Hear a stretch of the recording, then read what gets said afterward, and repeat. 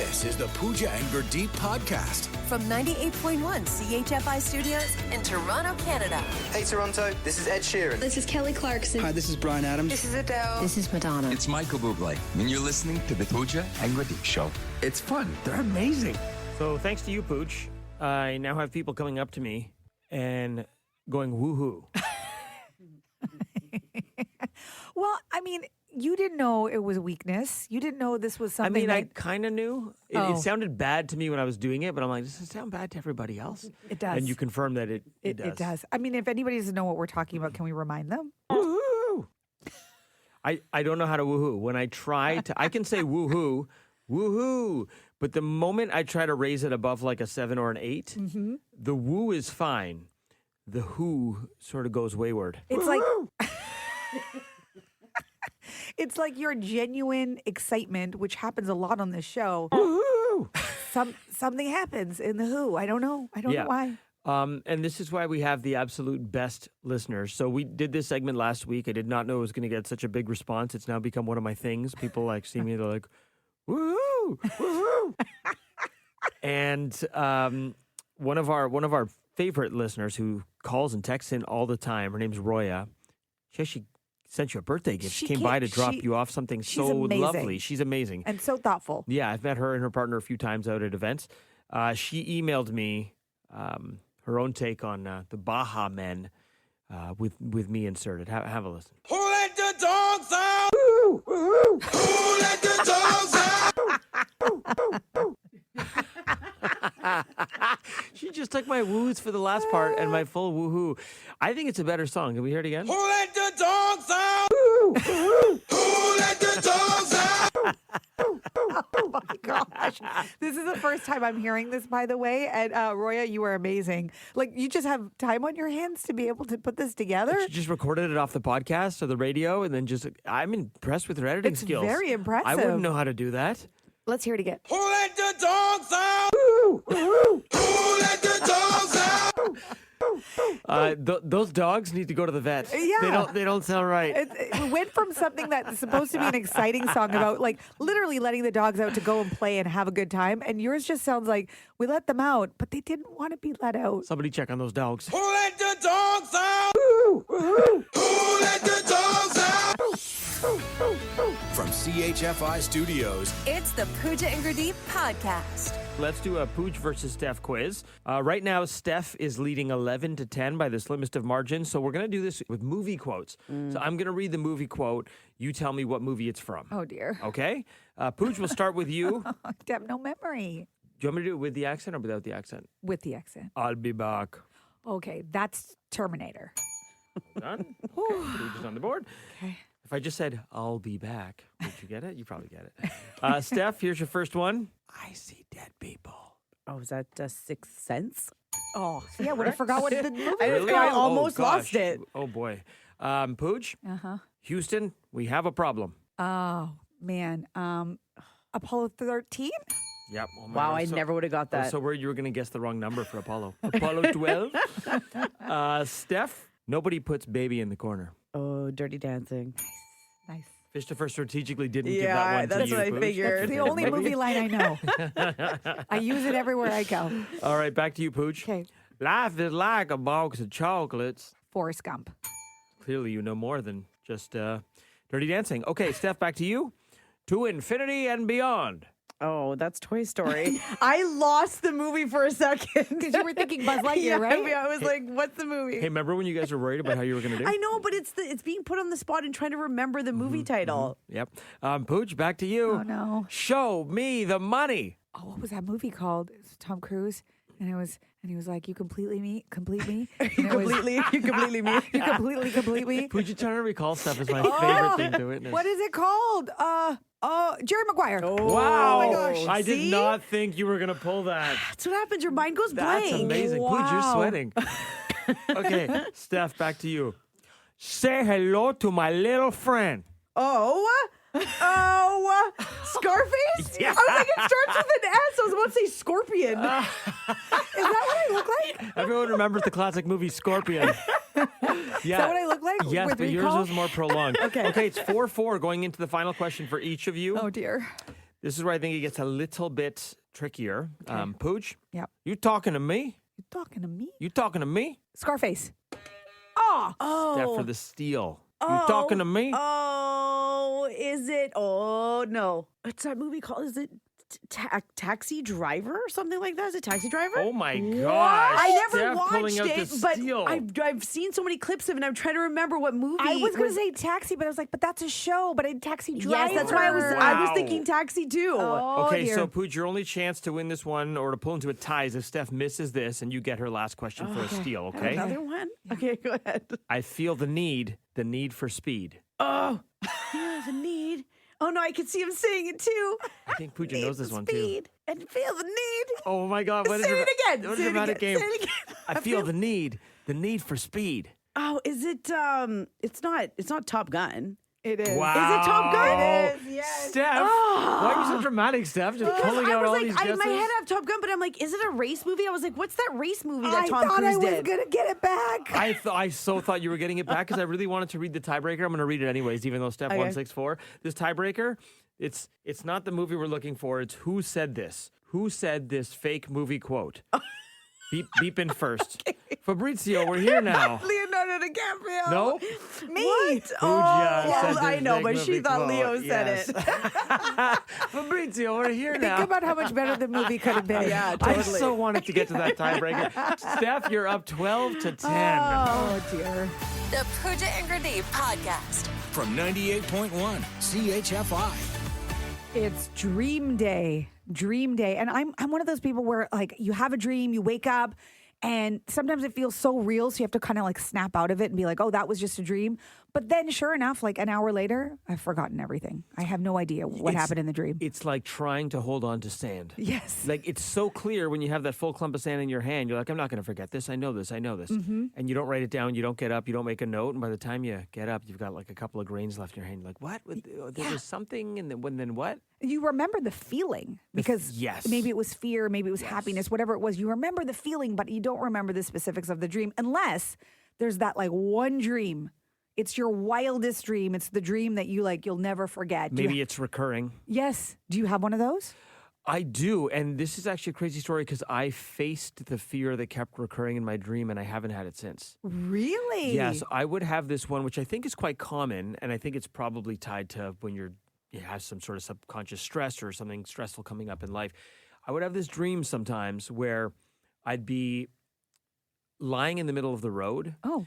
And I knew a car was coming. It was far off in the distance, and I'm like, I have to get up and I have to get off the road.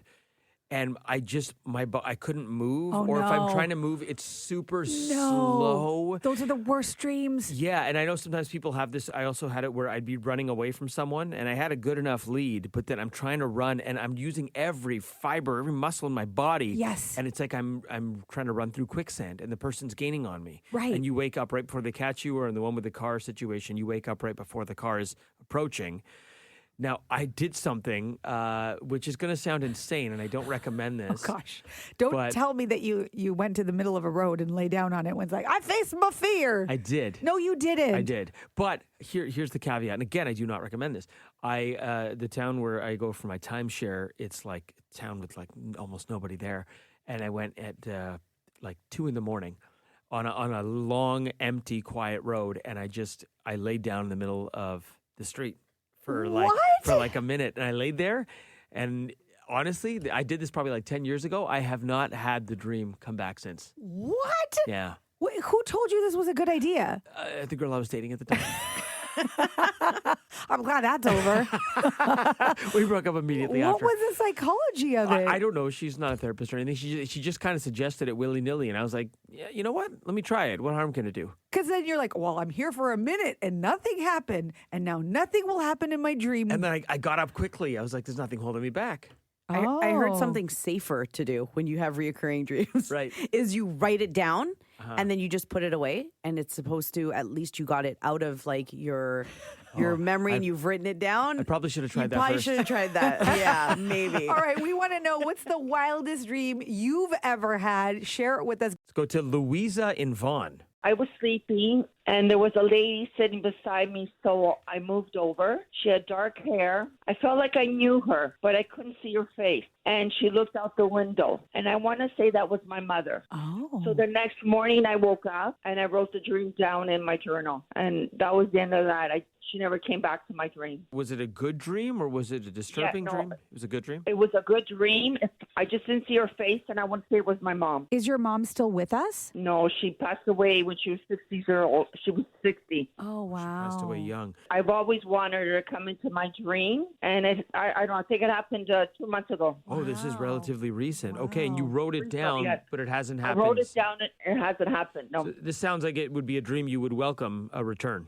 Absolutely. Louisa, thank you for sharing that. I'm sorry for your loss. We appreciate Thank you. sharing your dream, though. That is wild. It is wild. Thanks so much for your call, Louisa. You have a great day. Nice talking to you. Have a great day. Okay, so with the help of AI, I've actually looked up what this means. So this is what AI says her dream means. Dreams often use familiar people to represent comfort, memory, or emotions your mind is working through. Not seeing her face could mean the feeling of her presence mattered more than the details themselves. Writing it down was a good move. It helps you understand what your brain might be trying to sort out. And as Steph pointed out, when you write it down, you don't dream about it again. So maybe that's why it hasn't come back. Right, but in that case, was it a good move? Because she wants to dream about it again. Yeah. Okay. Jim from Scarborough, what's the wildest dream you ever had? It's a wild dream and a recurring dream. It crops up every few months, I guess. I survived a plane crash. Oh, no. Yeah, and there was a young pregnant couple that survived and one other person. So the surviving passengers changed when this dream reoccurs? The couple doesn't. Oh, interesting. I don't. The fourth person is kind of blurry. Sometimes it's a female, sometimes it's a male. We were stranded on an island for about 8 years, and we used bamboo to build shelters. Were you watching Lost at the time? No, I wasn't. That's the whole thing. What about Survivor? No, I don't like reality. Sorry, Pooja. You do. I don't like reality shows. Jim, thank you for sharing that with us. That is very interesting. No problem. Have a great day. Okay, had to look this one up as well. ChatGPT says crashes in dreams often symbolize a fear of losing control, but surviving shows resilience, problem solving, and a sense that you'll come out okay even if things feel intense right now. Pregnant couple, you remember he mentioned that? That was recurring. That couple surviving symbolizes rebirth and new beginnings. So it's not all bad. Okay, that's pretty good. Okay, and Pooja, you actually haven't shared. Have you ever had a wild dream? Yeah, so there's one that I've just had when I was a kid. I was probably like 12 or 13. And do you remember A Nightmare on Elm Street? How can I forget? Freddy Krueger. Okay, so I had one of those dreams where Freddy Krueger with his like very scary face and, you know, the fingers was chasing me. And, you know, I got away. I somehow got away. And then I open a door to escape and I see him sitting on my brand new mountain bike that I got for my birthday. Oh, just taunting you. And he's just sitting on the bike and the dream ends. And that was it. I woke up the next morning to go look at my mountain bike. Mm-hmm. 3 scratches on the seat. Stop 3 scratches This on is real the seat. life? Yes, in real life. And I can't Okay. explain it. It's wild. I don't know if it was a raccoon. I don't know if somebody's trying to play a trick on me. But that never left me. Wow, that is very visceral and very creepy that it actually tied into reality. Let's do one more call here, Steph. Okay, Brian from Barrie, have you ever had, what's your wildest dream? So I had that Freddy Krueger dream as well. You did? Yeah, I did. After watching Nightmare on Elm Street, Dream Warriors, I watched it with a friend of mine. I had a sleepover at his house. So I had the Freddy Krueger dream. He was chasing me, whatever. I woke up in the morning and I had puked my French fries from the movies on my pillow. What? So gross. Wait, like they came out of you. Yeah, it actually puked on the pillow. Oh, gosh. No. Because that's how terrifying yeah. it was. Yeah, and I was at my friend's house too, so it was like even more terrible because I was at my friend's house. Were the 3 French fries in the shape of 3 lines, like 3 scratch marks? No, there was a pile. Okay. Oh, dear. Okay. Wow. Brian, thanks so much for sharing. You guys have a great day. Cheers. By the way, Pooja, I quickly threw into ChatGPT your dream, your Freddy Krueger dream. Mm-hmm. This is what ChatGPT says. Freddy chasing you represents your brain saying, hey, maybe you should exercise more. Because your brain knows you hate running. It chose mountain biking instead. Wow, it really knows you. The 3 claw marks symbolize 1, cardio. 2, don't skip leg day. 3, The third ride you promised you'd go on but canceled because the couch and potato chips look much better. Freddie isn't trying to kill you. He's trying to close your Apple Fitness rings. Oh, my gosh. He's trying to help you out. Freddie's basically your trainer. He's your personal trainer. ChatGPT knows me so well. And if you work out with Freddy Krueger, you'll get ripped. Oh! That was me. That wasn't AI.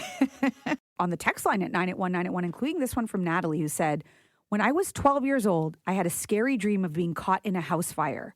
Met my biological mother 10 years later. Now, after hearing stories, one was that they lost their house in a house fire. And guess what? It was the year I was 12 years old. So the same year, she dreamt about the house fire that was actually happening in real life to her biological mother. So she was 12. She had this dream. She had no idea what it meant. 10 years later, she meets her biological mother and finds out they lost their house in a house fire the same year she had that dream. Yes. That's insane. That just gave me chills. Wow. Holy crap. That is wild. Oh, my goodness. Okay. Text coming in from Kevin. Kevin texting in saying, my dream is me rescuing a distressed runaway bride yelling for help. Oh. But then he goes on to say, in my dream, I rescued her, and then I thought she looked like Winona Ryder or Marissa Tomei. Okay, Kevin, thought you were going somewhere deep with that. And then instead, it's just you're rescuing a hot runaway bride? Yeah, that he's like, maybe I could marry her one Yeah, day. no, okay. Maybe. Yeah, I don't know if that's, is that your wildest? Maybe go back to sleep. You need some more crazy dreams. That's not that wild. Thank you for sharing your dreams with us. The Pooja and Gurdeep Podcast.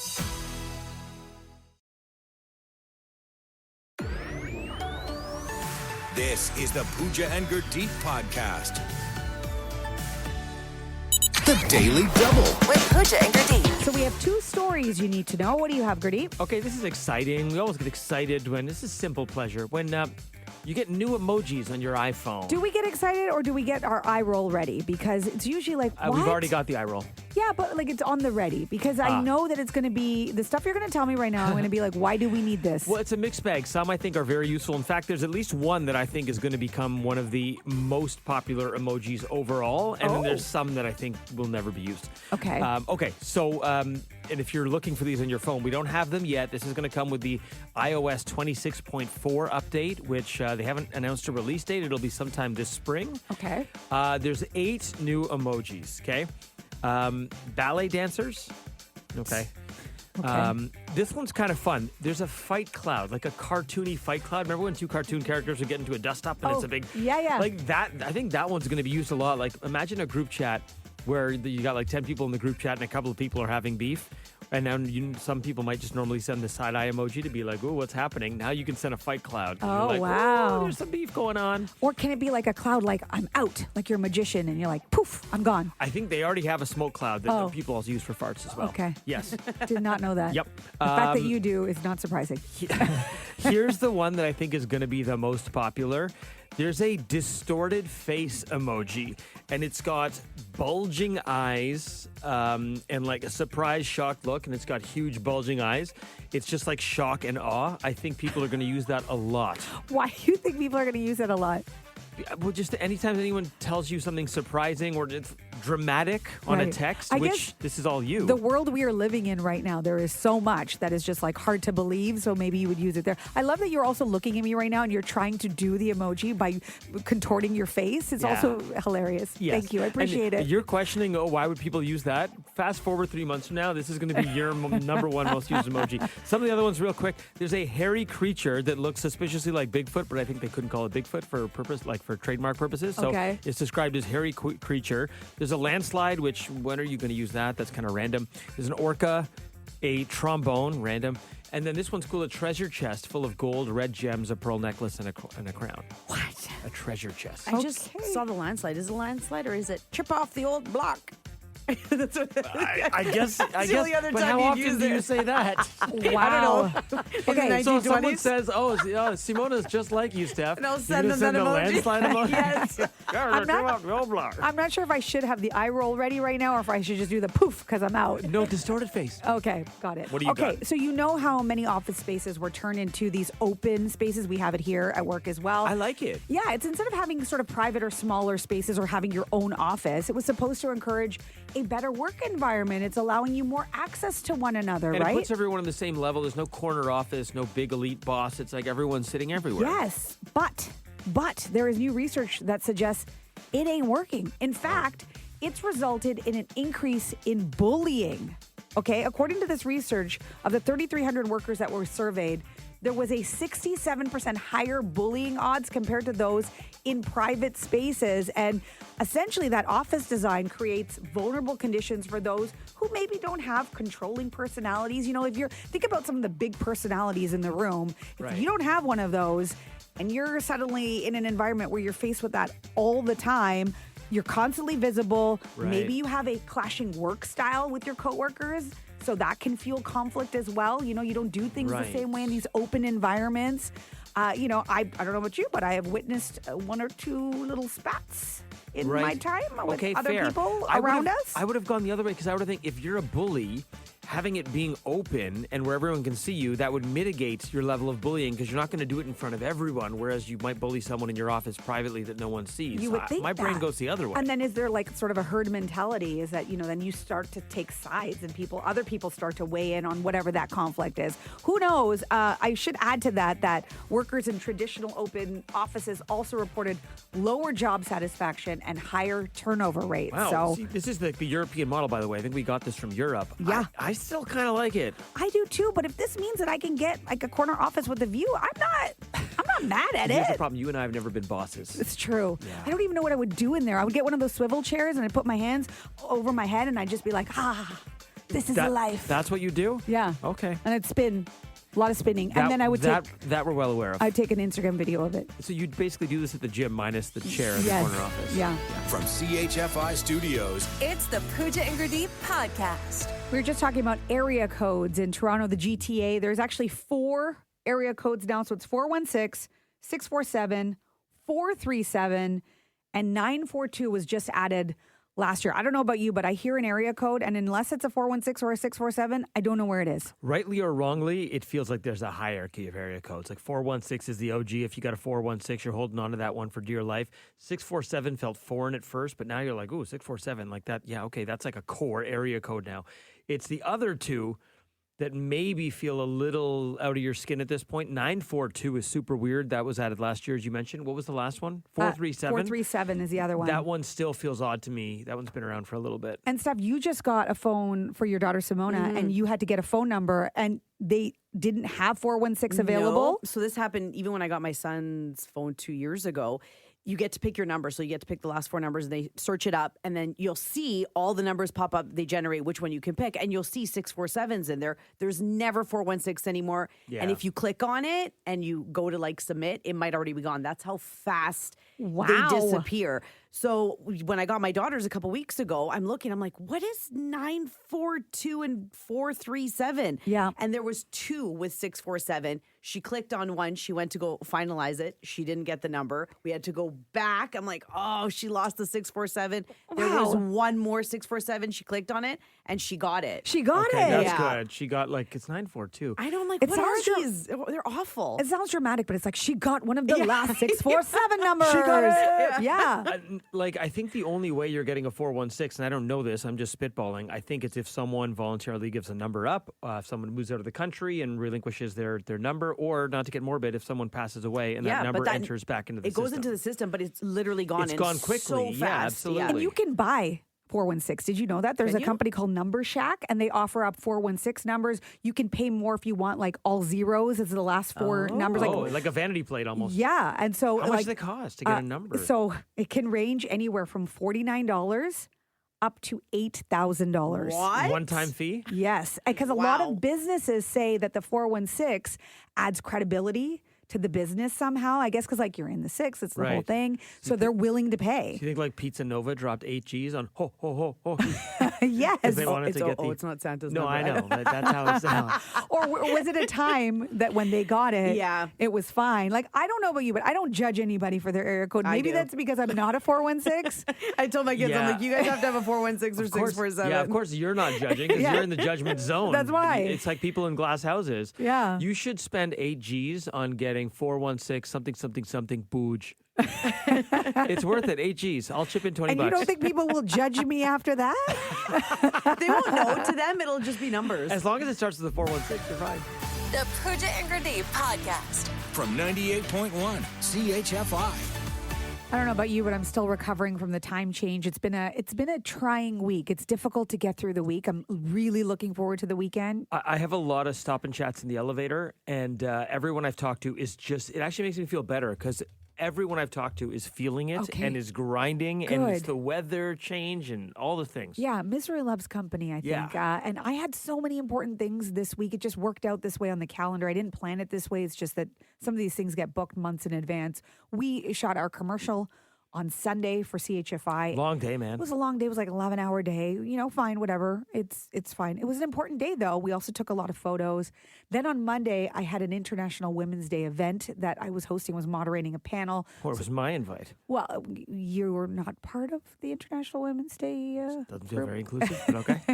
I mean, actually, I talked about you. About you. Yeah. My ears were burning, yes. I gave you some props at that as well. So I had this big, event, and then I had my own headshots that I had scheduled months ago. 2 photo shoots in 3 days? Yes. Say it ain't so. Who are you? I know. And of course, as luck would have it, I had a giant zit for all of those events. What? I never said anything to you because I was like, let's see if he's going to notice. I didn't notice a zit on you. Huge, massive zit. Like I have it right here. It here. couldn't have been massive. I was 2 feet away from you all day Sunday. It has been popped now. But I'm sorry. I know that's a lot of information. But for my headshots are going to come back Isn't this with why, this giant zit. But isn't this why God invented makeup? And Photoshop, I'm hoping as well. Yeah, you're fine. I can't see it now. I couldn't see it you Sunday. Can't. Steph, did you see a I did zit not on? notice a zit Come on on. you I promise at you. all. You know I when promise you. somebody's like looking at you and you think that's all they're staring at? Like it's like mole, mole. Like I thought they were doing that with the zit.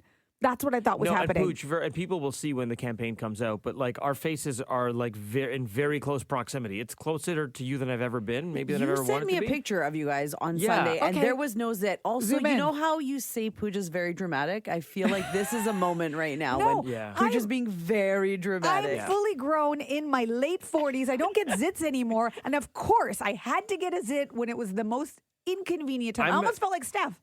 I felt like, what's bugging Steph? Oh, hold on, here you go. Dearly beloved, we are gathered here to find out. Pooja! Yeah, okay. See? Yeah, You listen, guys know? You and I are like brother and sister. If I had noticed a giant zit on if you were Rudolph, like I'd call it out. I'd be like, Pooj, what is happening in your face? I wouldn't pretend it didn't exist. The last few days I've had my hair like kind of over the zit a little bit. I made sure the microphone was covering my zit. It was so big. Oh, that's what you're doing with the bangs. I thought you were just being all emo. No. You're just covering up the zit. No. Oh, yeah, now I Yeah. see it. Oh, come on. Just kidding. You're fine.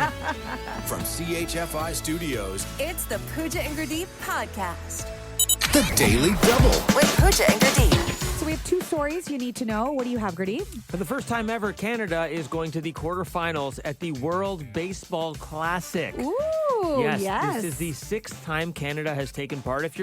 It's an interesting tournament because like baseball fans, and I think most of the general public has like heard of it or is aware of it, but it doesn't have the same cachet or history as like the Olympics or even like some of the international hockey tournaments. It's only been around since 2006, so it's relatively new.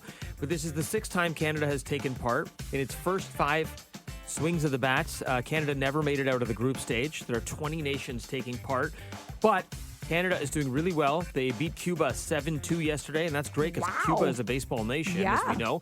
Where we finished 3-1 in the group stage. We are moving on to the elimination round for the first time ever, which boils it down from 20 teams down to 8 teams. Don't say that.